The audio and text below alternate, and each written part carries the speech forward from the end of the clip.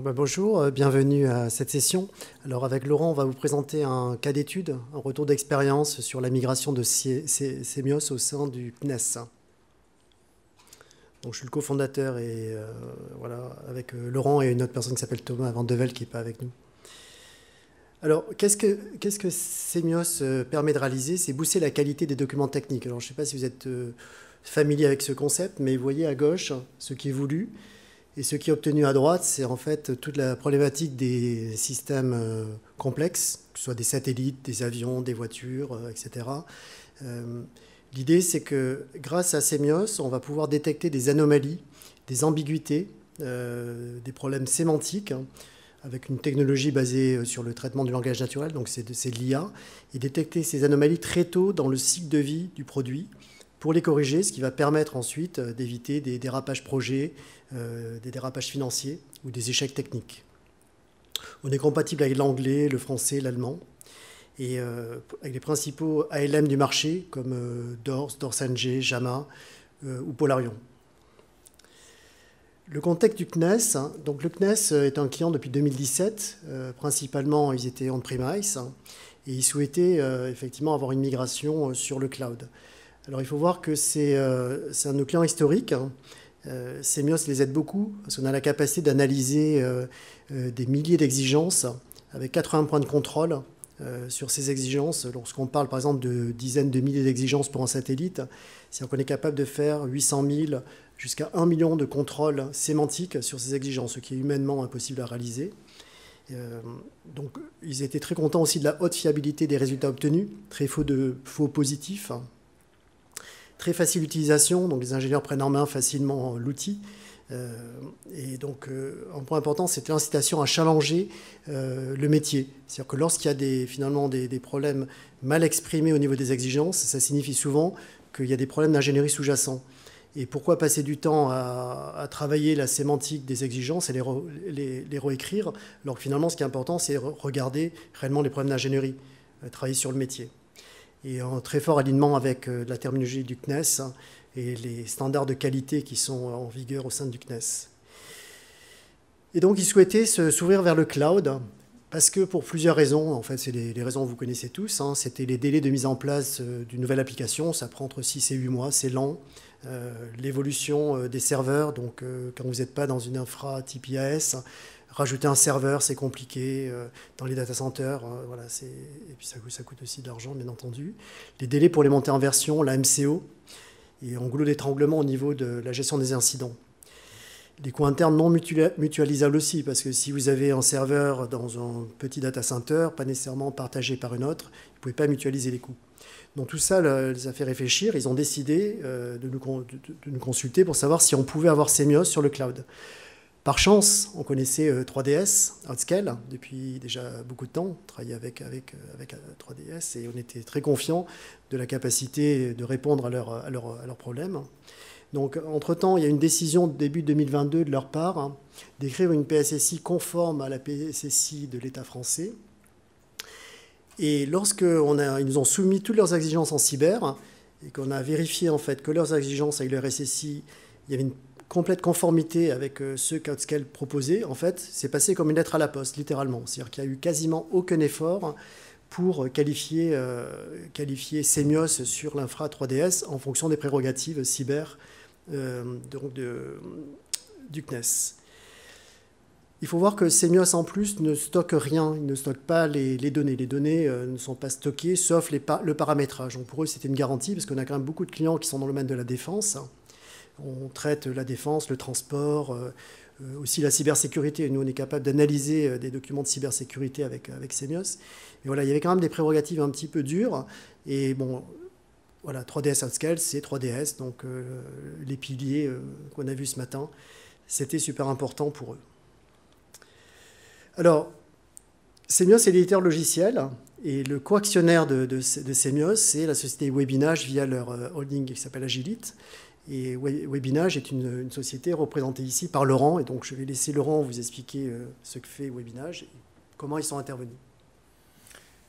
Merci Didier. Effectivement, je change de casquette. Je prends ma casquette là. Webinage, société toulousaine, PME toulousaine, qui existe depuis 2010. Et Webinage donc construit, mais également opère des logiciels métiers sur mesure. Et depuis le début, en open source. Donc intégrateur au début, puis après de plus en plus avec des briques open source. Et maintenant, c'est vraiment 100% de notre façon de faire. Notre premier client, par exemple, c'est une filiale d'EDF qui s'appelle Dalkia, et qui justement nous a bien rodé à industrialiser le portage des applications qu'on fait pour eux. D'abord, on a commencé en mode SaaS, donc on était chez nous, enfin chez OVH. Un beau jour, ils nous ont dit « Ah, maintenant ça grossit, non, il faut venir chez nous, Data Center EDF ». 2 ans après, ils ont dit « Non, maintenant c'est plus Data Center EDF, c'est Amazon ». Donc on a fait cet exercice de portage. Et comme les applications qu'on avait fait avaient été conçues pour containeriser, etc., ça s'est passé, bon, pour des applications temps réel avec des très forts flux de données, c'est quand même compliqué. On a bien appris tout ce qui était reprise de données à la dure, mais du coup, on a acquis une forte expérience dans le, on ne peut pas dire any cloud, mais dans le multi-cloud. Et donc, effectivement, on peut enchaîner sur le slide suivant. Maintenant, on voudrait vous présenter un peu plus en détail comment ça s'est passé. Le schéma que vous voyez en bas à droite représente un peu le schéma de principe de comment maintenant Semios fonctionne dans l'environnement cloud 3DS Outscaled Secnum Cloud.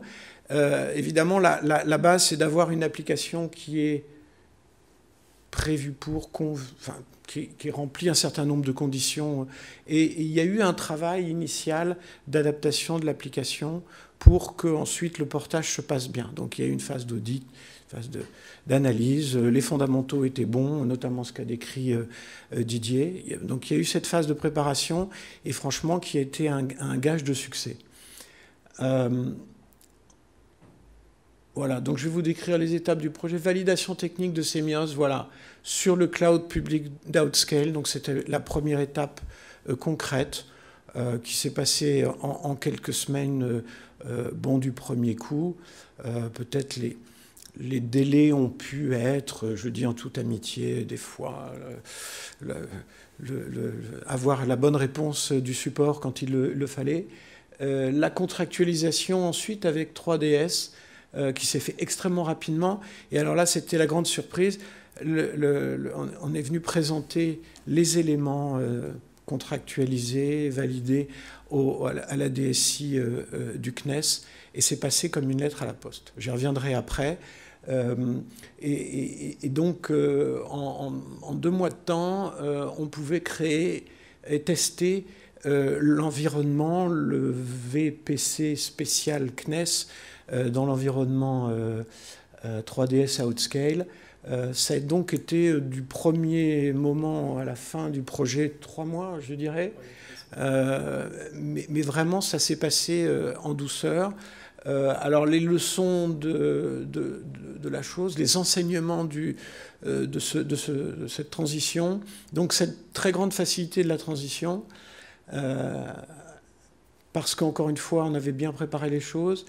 Et on a constaté des très forts gains de temps au CNES. Gains de temps pour la DSI, tu l'as un peu introduit. Ils n'ont pu intervenir dans toutes les étapes liées aux nouvelles versions, ni aux problèmes de performance, etc.